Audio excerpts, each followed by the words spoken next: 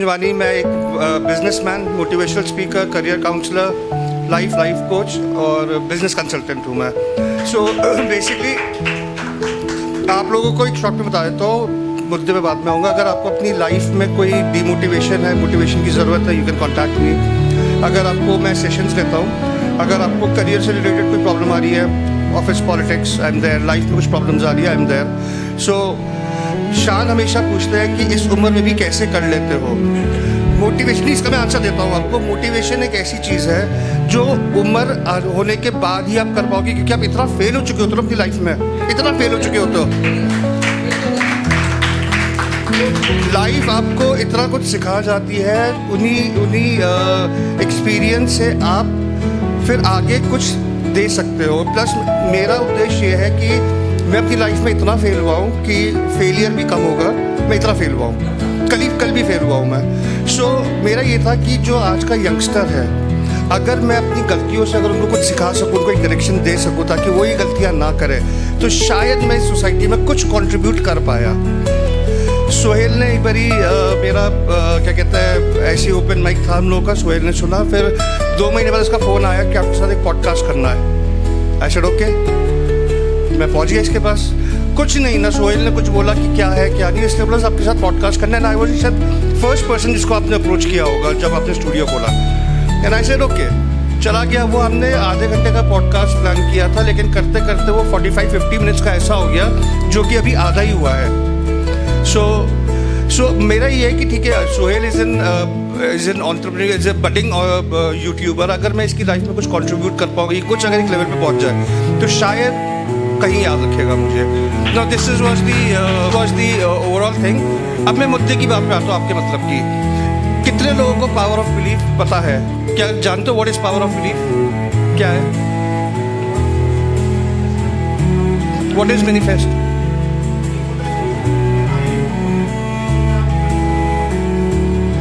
कितने लोग मैनिफेस्ट जानते हैं? मैनिफेस्ट क्या होता है?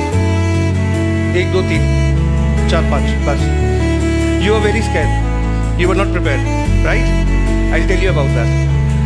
So, manifest 3-4 लोग जानते हैं, सब लोग नहीं जानते। मैं आपको बड़ी सिंपल भाषा में समझाता हूँ पावर ऑफ बिलीफ। सोहेल के यूट्यूब पे मैंने ये कहानी सुनाई भी है, आपको भी कहानी सुनाता हूँ। एक गांव में एक छोटा सा हाथी का बच्चा था। बच्चे जैसे होते हैं शैतान, इधर भागना उधर भागना, उछल कूद करना। उसका जो केयर टेकर था उसको परेशान कर रखा था। केयर टेकर ने क्या किया, लोहे की जंजीर से उसका पैर बांध दिया। अब वो कोशिश करे तोड़ने की, ना टूटे।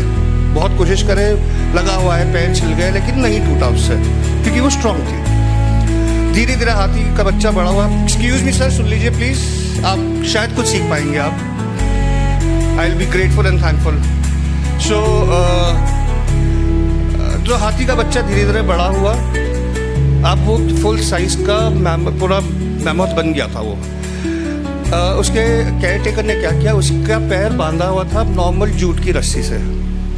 2 सेकंड काम है तोड़ना उसके लिए, बलशाली है वो, तो खींचेगा टूट जाएगा। पर उसने कोशिश ही नहीं करी। क्यों? क्योंकि उसकी पावर ऑफ बिलीफ में ये आ गया था, मैं तोड़ ही नहीं सकता। राइट? अब इस चीज़ का हम पे कहाँ इम्प्लीमेंटेशन होता है? अगर हम ये बिलीव कर लें कि मैं काम कर ही नहीं सकता। Like you were scared. Why? Because आपको डर था कि कहीं मैं फेल ना हो जाऊँ, मैं कर नहीं सकता, तो that's why you were scared. But आपने एक बात नहीं समझी कि आपका पावर ऑफ बिलीफ ऐसा होना चाहिए कि आपके जैसे हम सब हैं यहाँ पे। दीपक ने भी ये बात बोली थी कि आपके जैसे सब हैं यहाँ पे। सो वो पावर ऑफ बिलीफ अगर मेरे अंदर आ जाए ना कि हाँ मैं ये काम कर सकता हूँ, ट्रस्ट में मैं कर लूँगा। पर अगर मेरे अंदर ये पावर ऑफ बिलीफ आ गया कि मैं कर ही नहीं सकता, उसके बाद आपको जितने ज़्यादा हथियार दे दिए जाए आप नहीं कर पाओगे। लेकिन इसमें एक चीज़ आपको समझनी पड़ेगी, पावर ऑफ बिलीफ और ओवर कॉन्फिडेंस में बड़ी थिन लाइन है। मैं ही कर सकता हूँ, ये मेरा ओवर कॉन्फिडेंस है। मेहनत करके मैं कर सकता हूँ, ये मेरा पावर ऑफ बिलीफ है। राइट? समझ में आया आप लोगों को कुछ? सो दिस वॉज, मेरे पास कितना टाइम है? So this was the power of belief, number 1। Number 2, law of attraction कितने लोगों को पता है? कहाँ सुना? वो यूट्यूब पे वो देखी है, पूरी देखी थी। क्या नाम था उसका? रोंडा करके कुछ ऑथर का नाम है। Come here. नहीं, don't get scared, don't get scared.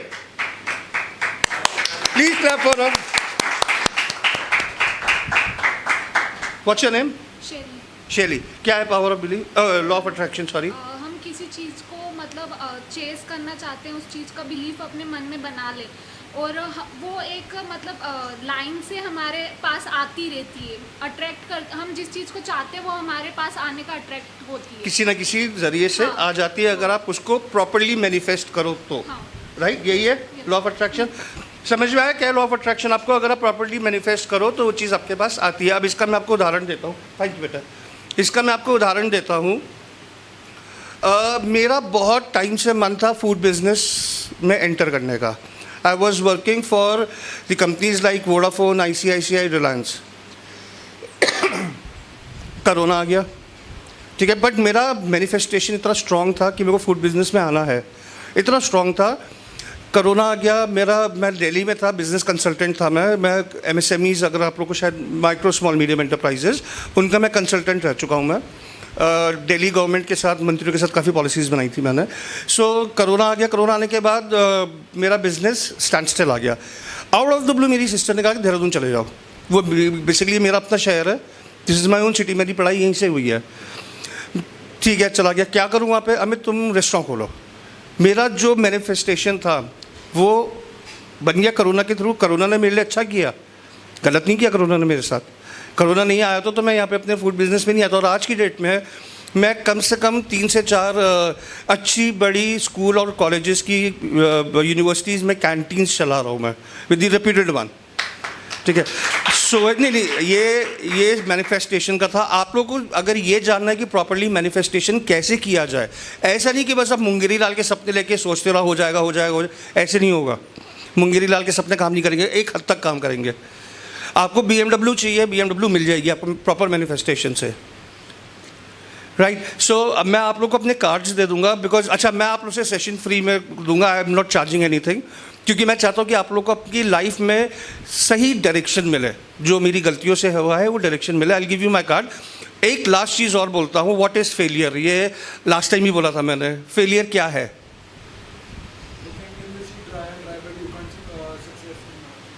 You try and you can't success. और कोई? सुहेल आप नहीं बोलोगे? और कोई? नहीं, ये बहुत गलत आंसर है। आप अपनी नज़रों में हार गए तो आपकी तो ज़िंदगी ख़त्म हो गई। इंसान पहाड़ से उठ सकता है, लेकिन अगर अपनी नज़रों से गिर गया तब नहीं उठ पाएगा वो। आप अपनी नज़रों से गिर गए यानी आपने कुछ ऐसे नीच काम किया है कि आप अपने आप से ही घृणा कर रहे हो। सो वो फेलियर नहीं, वो तो फिर एकदम एंड है वो तो। जी शैली। ओके, कुछ इवेंट में हम फेल हो जाते हैं। बेसिकली मैं आपको तो मेरी नज़र में फेलियर क्या है, मेरे कार्ड में भी लिखा हुआ है। Failure is success in progress. समझ में आया आपको? फेलियर पहली कदम है सक्सेस के लिए। क्यों? उसका दूसरी लाइन है जो मैं आपको नहीं बताया, मैं आपको लास्ट टाइम ही बताना चाहता था। आप डिसीजन लेने से मत डरो। क्यों? आप डिसीजन लेने से मत डरो, क्योंकि डिसीजन लोगे या तो आप सक्सीड हो जाओगे या आप वाइज मैन बन जाओगे। वाइज मैन कैसे बनोगे? अगर आपने डिसीजन लिया वो गलत हो गया तो कम से कम आपको ये तो चलेगा कि मैंने गलती कहाँ से करी है। तो यानी आपको समझ आई, आपको एक समझदारी आई कि आप मेरे को ये गलती दोबारा नहीं करनी है। मैं कल ही फेल हुआ, मैंने अभी आप लोग से बोला मैं कल भी फेल हुआ। छोटा सा एग्जांपल देता हूँ। करणपुर के आसपास कौन रहता है? कोई रहता है करणपुर के आसपास? नहीं। फॉर योर इंफॉर्मेशन, करणपुर में कल पूरा जाम था। वहाँ पे बहुत बड़ा पॉलिटिकल वो चल रहा था, चुनाव चल रहा था। DAV कॉलेज और DBS कॉलेज। DBS कॉलेज में मेरी कैंटीन है, which I am struggling to take to that level, ठीक है। अब वहाँ पे मैंने क्या किया, because I don't have time कि मैं DBS जा पाऊँ, मैं किसी दूसरी जगह जाता हूँ। तो मैंने वहाँ पे क्या किया, जो वहाँ का प्रेसिडेंट था, जो खड़ा होना था, उस पर मैंने सपोर्ट करना शुरू किया। क्यों? क्योंकि अगर ये मेरा बन गया तो ये मेरे को लाके स्टूडेंट्स लाके दे देगा। और मैंने उसको पूरा सपोर्ट किया, फुल फ्लेज। अनफॉर्चुनेटली कल मैं झाझरा में था रात के 7-7:30 बजे। आप दीपक आपको बता दूँ, झाझरा से Karanpur would be approximately 15-20 kilometres. मैं झाझरा से करणपुर गया सिर्फ ये जानने के लिए कि क्या है रिजल्ट। मैं उस बंदे को फ़ोन कर रहा हूँ, प्रेसिडेंट को फ़ोन नहीं उठा रहा, उसके कार्यकर्ता को फ़ोन कर रहा हूँ, नहीं उठा रहा। बेचारों ने बहुत मेहनत करी, मैंने भी उनके साथ बहुत मेहनत करी, पैसा भी बहुत लगा। वहाँ पहुँचा, मुझे पता चला कि मेरा कैंडिडेट फेल हो गया। मेरा दिल टूट गया। मैंने फिर ये समझ में आया कि मैंने गलती कहाँ करी कि मैंने 100% उस पर ट्रस्ट कर लिया, जबकि मेरे को दूसरे वाले को भी अपनी मुट्ठी पे रहना चाहिए था। मैं कॉलेज का तो हूँ नहीं राइट, मैं कॉलेज का तो हूँ नहीं, मैं तो एक आउटसाइडर हूँ, तो मेरे को दोनों को अपने हाथ में रखना चाहिए था। जो भी जीता वो मेरा ही जीता, बट मैंने ये गलती करी। सो ठीक है, अब उसका हम कोर्स करेक्शन करेंगे।